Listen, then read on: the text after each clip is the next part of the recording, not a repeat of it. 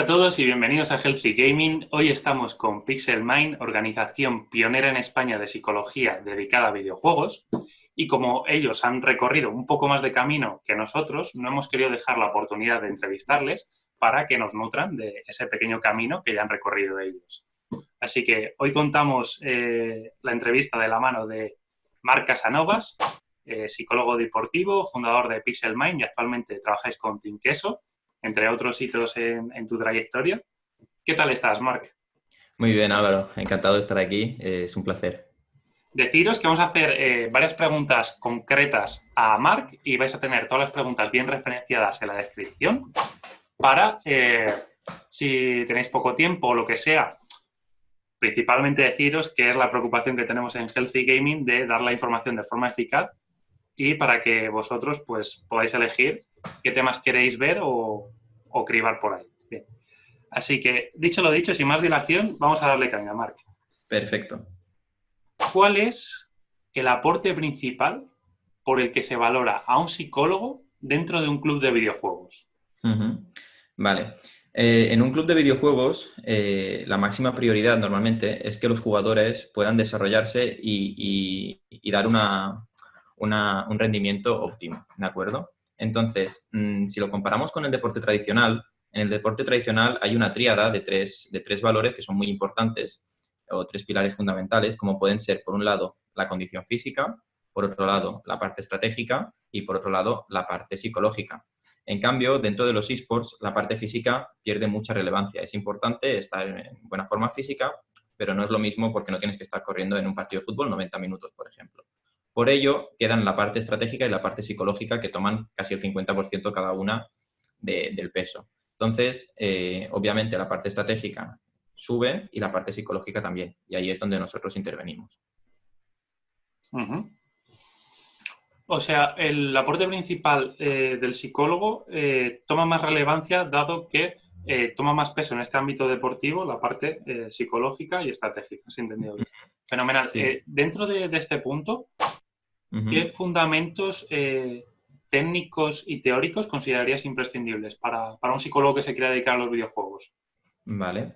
Por un lado, hace falta tener un conocimiento de psicología clínica y Uh-huh. de coaching enfocado a los problemas con los que te puede venir un jugador. Problemas que a lo mejor no están tan centrados en la psicología deportiva, pero son problemas que hacen que rinda peor y esos problemas pueden ser más de la vida cotidiana. Entonces, hay una parte también muy humana en la que nosotros también tenemos que trabajar para que el jugador pues, esté tranquilo. Nos pueden venir jugadores con problemas personales y también hay que saber trabajar eso, no simplemente la parte deportiva.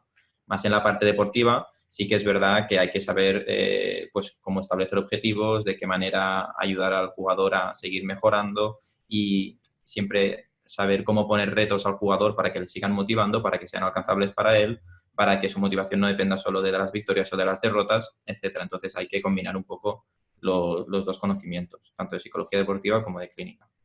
Uh-huh. Ligado a lo que acabas de decir, hay una temática que nos preocupa mucho dentro del mundo de los videojuegos, que es el burnout, y que muchas veces, si en la vida real el burnout está ligado a otras circunstancias emocionales, quizás sean los videojuegos donde más se ve procesos de burnout genuinos, que aparentemente no están ligados a nada más que a un desgaste puro y duro del uso de videojuegos. ¿Cómo tratas o qué recomendarías para un burnout que a priori sea este caso, que no esté ligado a nada emocional ni a ningún otro problema? Claro. Obviamente sabemos que el descanso es, pero ¿hay algo más? Sí, a ver, nosotros trabajamos mucho lo que viene siendo la prevención del burnout, Uh-huh. ¿vale? Trabajamos incluso antes de que llegue a aparecer.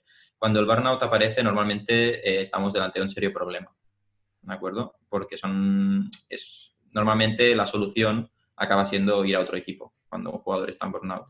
¿Esto a qué es debido? El burnout se aparece cuando el jugador tiene un pensamiento distinto al que tiene el equipo, cuando no están alineados en la misma dirección, ¿de acuerdo? Es cuando empiezan a aparecer conflictos. Si un jugador entiende que el equipo funciona de la misma manera, estará alineado con esos valores y no entrará en conflictos, ¿de acuerdo? Entonces, aunque tenga más estrés, aunque esté jugando 12 horas diarias o las horas o esté en un nivel de estrés muy alto, no entrar en burnout porque realmente él está de acuerdo con todo eso. Lo que pasa es cuando a lo mejor el club le exige que juegue ciertas horas, cuando se lleva mal con algunos compañeros, cuando hay ciertos problemas, más el añadido de que estás en un entorno de alto rendimiento donde cada día tienes que estar dando tu mejor versión de ti mismo, ahí es donde se puede generar burnout. Entonces, ¿qué se recomienda? En ese caso, lo primero es una desconexión, como por ejemplo, pues han hecho muchos jugadores que cogen y se van a su casa durante una temporada en vez de estar en la gaming house. Y por otro lado, hay que analizar muy bien qué ha llevado a que haya ese burnout. ¿Qué ha llevado? ¿Hay problemas con el entrenador? ¿Hay problemas con la organización? ¿O son problemas más individuales del jugador? Normalmente va a ser una mezcla de ambas, de que ahí el entorno es bastante importante en estos casos. Y como estamos en un entorno de alto rendimiento deportivo, es como estar dentro de una olla a presión. Ajá. Exacto, o sea, el highlight principal sería la prevención y obviamente cuando llega el descanso. No obstante, en este ámbito de la prevención, hacerte la pregunta, nos preocupa mucho trabajar la comunicación y en este sentido la asertividad a la hora de pues, expresar esas pequeñas asperezas que se van generando en el día a día y que luego al final son las que se colman el vaso. Exacto. Yo me encuentro con mi equipo de videojuegos en una tesitura de ir picando piedra y no de dar con una metodología que me satisfaga del todo. ¿Sabes por dónde voy?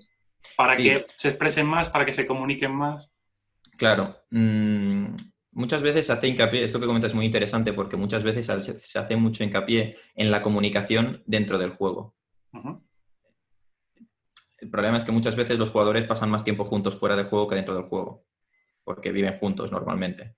Entonces, la comunicación, las relaciones que se dan dentro del equipo son vitales para el buen funcionamiento de este. Entonces, obviamente nosotros enseñamos estrategias de comunicación, de asertividad, de feedback a los jugadores para que aprendan a comunicarse con sus compañeros. Y por otro lado, también les enseñamos autoliderazgo y responsabilidad personal. Uh-huh. Eso quiere decir, si tú tienes un descontento con una persona porque está haciendo algo que a ti no te gusta, es tu responsabilidad comunicárselo. Si tú Exacto. esperas a que la otra persona sea la que se comunique o deje de hacerlo, o tú vas a un tercero a comentárselo, realmente estás haciendo todo lo posible por tu lado para solucionar este problema. Y entonces cuando las cosas se empiezan a hacer una bola de nieve que va creciendo, va creciendo, va creciendo y va degenerando en conflictos mayores. Por lo tanto, es muy interesante sobre todo el tema de la responsabilidad personal y que sean capaces de tener la confianza entre ellos para comunicarse las cosas sin ningún tipo de problema. Totalmente de acuerdo, Marc. Totalmente de acuerdo. Ligado a lo que has dicho también respecto a lo de que pasa mucho tiempo juntos fuera del juego porque está una gaming house, esto te lo quiero ligar con la pregunta de que muchos de los psicólogos que estamos empezando ahora a dedicarnos a los videojuegos, estamos empezando con un equipo amateur que todavía no tiene la infraestructura de una gaming house. Y yo, por ejemplo, estamos dando pues, sesiones semanales, cada 2 semanas, a través de webcam. Y sí que encuentro, obviamente hay un trecho de diferencia entre hacer una sesión por webcam y hacer una sesión presencial. Y no sé si has tenido estas dos experiencias de hacer sesiones por webcam y hacer sesión presencial. ¿Cambia mucho una sesión psicológica? Cambia bastante, sí. Yo, por ejemplo, he estado en la gaming house de Team Queso durante varios meses viviendo allí y sí que las sesiones que puedes hacer pues llegan mucho más.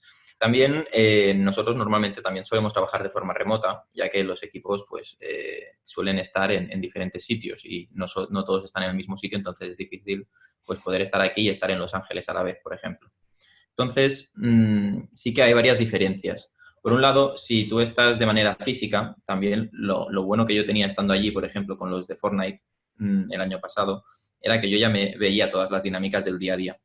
Entonces yo llegaba a hablar con ellos y tenía más claro por dónde quería tirar, porque yo ya estaba haciendo una fase de observación previa que luego me servía para llevarlos hacia los puntos que yo quería dentro de la conversación para ayudarles a que se dieran cuenta de algunos temas o de otros. El problema que nos encontramos muchas veces es que cuando lo haces de manera online, el jugador viene con su percepción. Y como tú no has estado allí, Ujú. solo cuentas con su percepción. Que eso es lo más importante de todo. Lo único que ahí pues, te puede faltar un poco de contraste. Eso por un lado. Luego, también, es decir, a lo mejor el jugador piensa que otra persona le está haciendo la vida imposible y tú has estado allí y a ti desde fuera te parece que ha sido al revés, a lo mejor. En este caso Ujú. lo trabajarías de una manera o de otra, porque has estado de observador. Aún así, siempre trabajamos desde la percepción del jugador, ¿de acuerdo? No vamos, siempre como trabajamos responsabilidad personal, siempre trabajamos desde el punto de vista del jugador y de cómo él lo ha vivido, que para nosotros es lo más importante. Aún así, aparte de esto, también, obviamente, el hecho de tener una persona enfrente o delante del ordenador hace que muchas dinámicas cambien. Temas de confianza, temas de estar más atento a la conversación. A mí, quien me dice que mientras está hablando conmigo un jugador, no está mirando el WhatsApp en el ordenador. Ujú. Claro, por ejemplo, yo cuando hago sesiones con ellos, los móviles no entran en la sala donde nosotros hacíamos sesiones, porque estamos dedicando un espacio a esa persona y simplemente nos vamos a centrar en eso. En cambio, cuando es online, pues suelen haber este tipo de problemas que a veces pues, te los puedes encontrar. Y si es un jugador que no tiene muchas ganas de trabajar, pues aún más. Ujú. Entonces, las diferencias pueden ser esa, la proximidad, la empatía que tú puedes generar, la atención y el compromiso de la otra persona también es mayor cuando es en persona, claro. Ujú. Totalmente de acuerdo también. Para ponerle de broche final a todas estas preguntas que hemos ido tratando, Ajá. ¿qué mensaje le darías a cualquier psicólogo que se quiere dedicar al mundo de los esports? Bueno, ah, lo primero es, con la experiencia es cómo se va mejorando Ujú. y es importante tener, pues poder empezar a hacer sesiones, a trabajar con los jugadores, porque eso es vital. Obviamente, luego, por otro lado, hay que tener un conocimiento amplio de todos los juegos. Mm, Ujú. es importante conocer cómo funcionan todos los juegos a un nivel medio, mínimo medio, porque tienes que poder entender sus expresiones. O sea, va a ser mucho más fácil para un jugador una conversación que te dice que ha tirado un humo y que ha hecho esto y ha caído en Meet o en B o en Ujú. donde sea, y tú lo puedas entender esa situación, va a ser mucho más fácil que no que te diga, no, es que en este juego, mira, hay unos bloques invisibles en el techo que hacen que reboten las granadas de humo y justo cuando caen eso hace que pierdes mucho tiempo si no. Entonces es importante tener un conocimiento del juego para que así el jugador también se pueda expresar más libremente y con el vocabulario del juego, que eso también es algo que suelen valorar. Que te dicen, no sé si tú sabes del juego y dices, sí, sí, coméntamelo como tú quieras. Ah, es que me ha jugado un mazo de control tal y yo le he jugado esto, entonces he hecho un misclick. Eso les ayuda mucho, por lo tanto es Ujú. importante tener ese lenguaje dentro del juego. Y eso principalmente. Luego, obviamente, para mí siempre es importante no caer. Un consejo es que muchas veces cuando nosotros, pues, alguien sale de la carrera, tiene poca experiencia, casi todo lo que ha hecho es teórico, cuando te sientas a hablar con un jugador, puedes caer fácilmente en el dar consejos. Ujú. Y ese es un error típico. Obviamente, si has hecho la carrera de psicología, seguramente has trabajado bastante en ello, pero después también hay mucha gente, mental coach, que no son psicólogos, que caen mucho en dar consejos a los jugadores. Te viene un jugador con una problemática, pues mira, prueba de hacer esto, prueba de hacer lo otro, prueba de hacer lo otro. Vale, ahí el jugador no está reflexionando, ahí el jugador no está mejorando por sí solo, ahí el jugador no se está replanteando su punto de vista, ahí el jugador en definitiva no está creciendo. Ujú. Es como si le vas a un amigo y le dices, mira, yo sé más que tú, haz esto. Entonces, eso, por nuestra experiencia, no suele funcionar. Se Ujú. trata de coger, sentarse al lado del jugador, tratar de ponerse en su posición y desde allí tratar de, con las herramientas que él tiene, ayudarle para que él mismo vaya sobreponiéndose. Esa es. Entonces, se trata más de un acompañamiento que no de un dirigir al jugador hacia donde nosotros queremos. Porque si fuera así de fácil, el jugador vendría y te diría, oye, es que estoy estresado. Oye, pues hace meditación, respira 3 veces al día y ya está. Sí. Respira en plan profundo. Ya está, no nos necesitarían. Sería tan fácil como mirarlo en internet. Y desgraciadamente las cosas no son tan fáciles.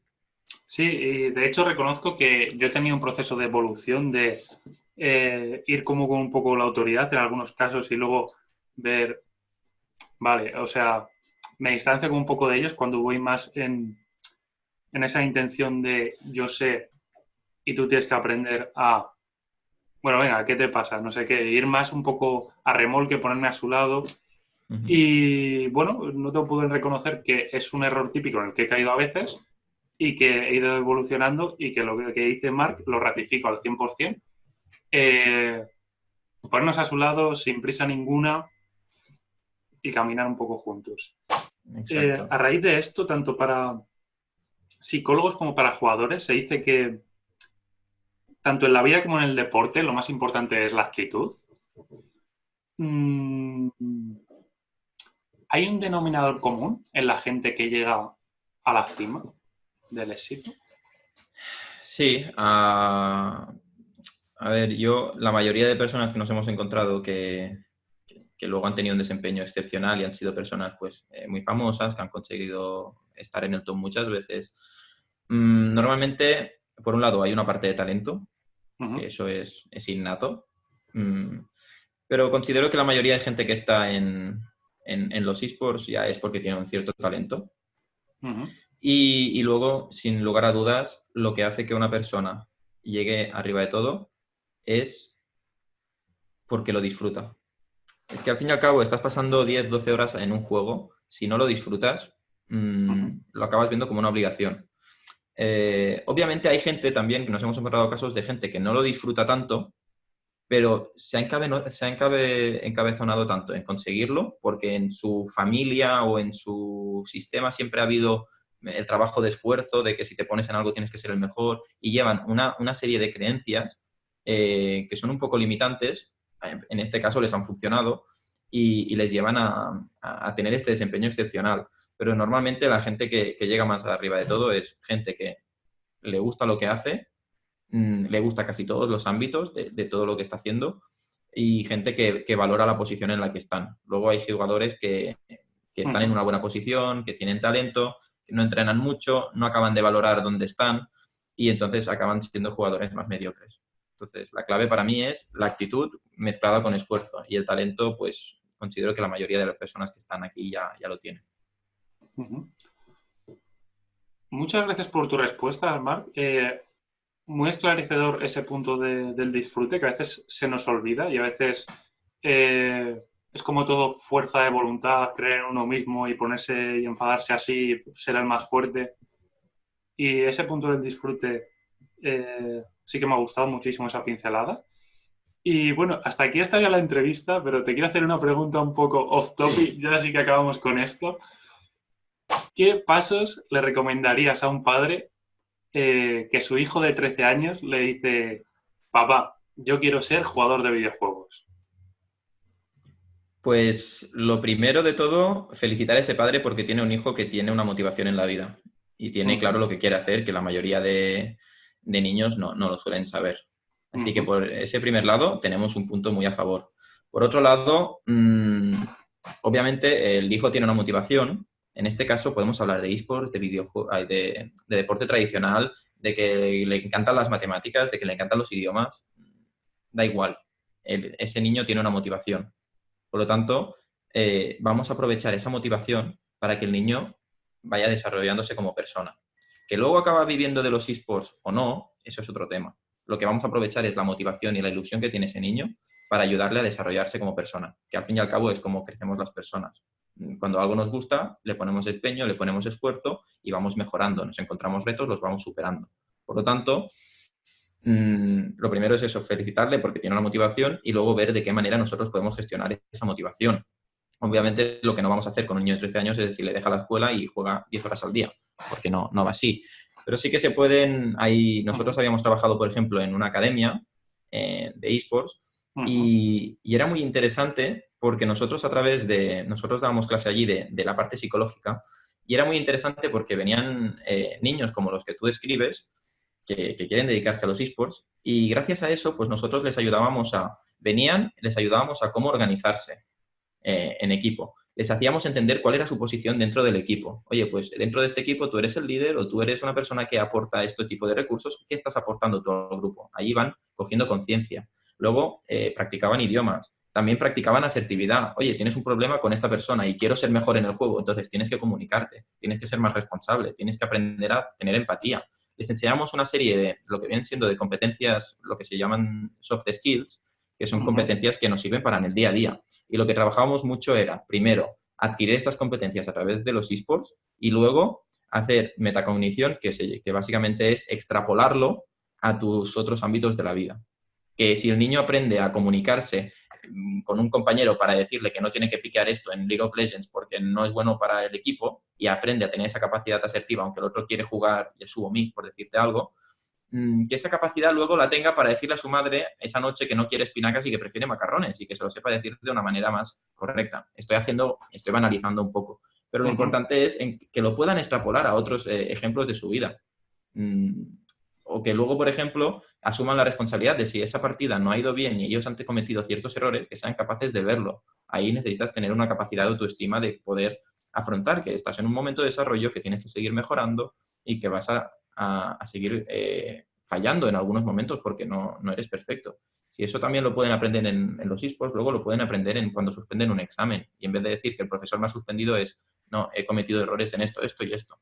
Entonces, al fin y al cabo, para resumir, que me estoy enrollando, aprovechar, si yo fuera el padre de un niño así, trataría de ayudarle a que diera lo mejor en los esports sin dejar de lado, obviamente, todo lo demás, que al fin y al cabo a esas edades es una actividad extraescolar, o debería ser una actividad extraescolar, y ayudarle en ella a que sea consciente, a que vaya creciendo para que luego lo pueda llevar a otros ámbitos de su vida. Y que si luego todo este aprendizaje le lleva a ser un jugador de esports profesional, pues ya tenemos más ganado. Pero si no, a lo mejor a los 18 años el niño ya no le gustan los videojuegos y quiere dedicarse a otra cosa. Pero que esos 4 o 5 años que haya dedicado le aporten para otros aspectos de su vida. Joder. Hasta aquí. Pues agradecerte enormemente, Marc, esta entrevista, porque siento que realmente ha sido muy esclarecedora y muy enriquecedora respecto a aportar un marco amplio sobre cuál es el rol de la psicología y de los psicólogos en los esports dentro de este mundo de los videojuegos. Y bueno, aparte creo que lo hemos hecho más o menos rápido, se va a quedar el vídeo ameno y estoy muy contento por eso. Y también esto último que acabas de decir, las academias, si es que pretendo ir a las academias a entrevistar a los referentes de las academias para poner en valor la infraestructura de allí, y es que no lo hemos hecho aposta, lo has sacado tal cual y es lo próximo que voy a hacer para el canal de Healthy Gaming, así que estar atentos. Me parece genial. Y nada más, Marc, un placer, un abrazo enorme, a seguir creciendo, a seguir otorgando salud en este mundo, a seguir otorgando profesionalidad, a seguir otorgando éxitos.